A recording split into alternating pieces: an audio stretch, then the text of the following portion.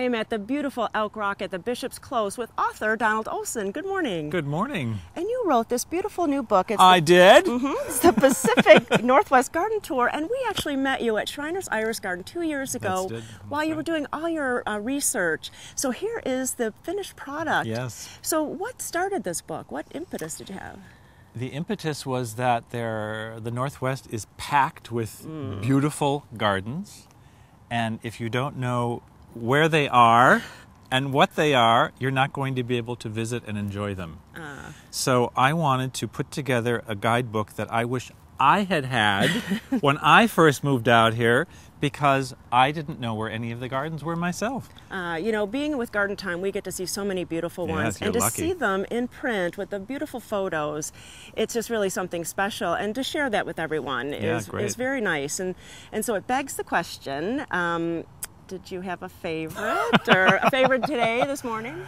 I don't like to play favorites, but, you know, I think this is lovely. Elk Rock Garden is a beautiful garden. It's beautiful year-round.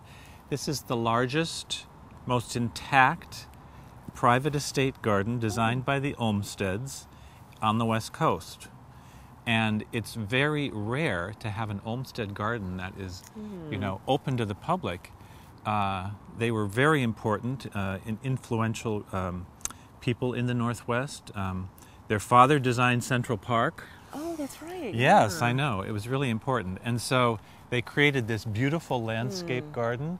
It's unusual because it has both rare and familiar Northwest plants. It was one of the first gardens, actually, that used Northwest plants in the plantings. Ah, really? So when it's right in our backyard, and if you haven't been here, it's really something special to see. Yeah. And you know, going into the fall, there's so many other gardens to visit to see beautiful fall color. The Portland Japanese Garden has one of the most exquisite fall foliage palettes that anyone could ever hope for. So if you are in Portland, go and visit that garden too, yes. So Donald, how is the book set up? It's very unique. The book is basically just the Pacific Northwest, so it's Oregon, Washington, and British Columbia. Most of the gardens, as you probably know, are west of the Cascades because we get the precipitation here that keeps everything lush and beautiful. There are a couple east of the Cascades, though. And so what I did for 2 years, I walked around. I went around and I visited all the gardens, and I felt like if the garden was worth at least a half an hour or an hour of your time, it should be included in the book. But then I also put in natural areas that are close to the gardens. So if you go to Lincoln City and you go to Connie Hansen's gem of a garden, which nobody knows about, you can also, part of your day could be spent hiking on Cascade Head Trail, right? So more destinations. More destinations around specific garden sites so that you can combine a trip with a garden and a wonderful part of Oregon that you might not otherwise know about. So Donald, you know, I could say that this is a reference book, but it's more than that, isn't it? Well, I think it is. I think it's a really good read.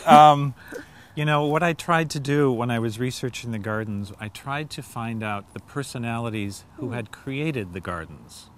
And there are some strong, fascinating characters here in this book. And you know, a lot of them are women. Because you may not know, but maybe you do know, women often wear the plants in the family. So each garden has as much history as I could suss out, and the personality of the person who created it, if that's there, and also a bit of humor, if I can inject that. So it's something that you could read, you could take it with you as a guide. But you could also just sit down in your armchair at night by the fire, which is that season is soon coming, and just, you know, flip through it, look at the beautiful photographs, and enjoy these stories about the gardens. Because you're right, people here don't know all the gems of gardens that we have. Definitely. And so where can we find it? This book is available just about everywhere. You can find it online. You could go to Powell's and find it. You could go to Timber Press and find it. You could find it Barnes & Noble, Just about any major bookseller will have it. Well, you know, it is a great read and beautiful pictures. So go to gardentime.tv or go to your Google search and you can find out where to find this book. Thanks so much, Donald. Thank you for having me.